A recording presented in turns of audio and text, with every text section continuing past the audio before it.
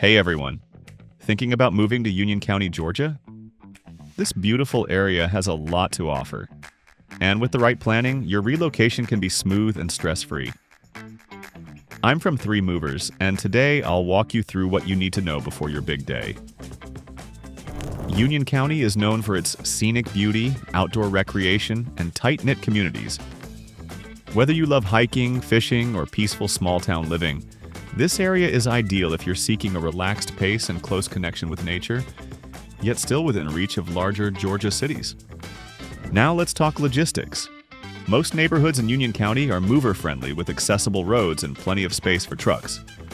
That said, it's always smart to communicate any driveway quirks or narrow turns with your moving team, especially if you have oversized furniture or appliances. A few tips to make your move even easier. Start your packing early and label boxes clearly by room.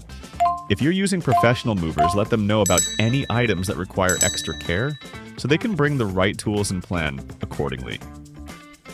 Being prepared saves time and stress on moving day. A few tips to make your move even easier. Start your packing early and label boxes clearly by room. If you're using professional movers, let them know about any items that require extra care so they can bring the right tools and plan accordingly.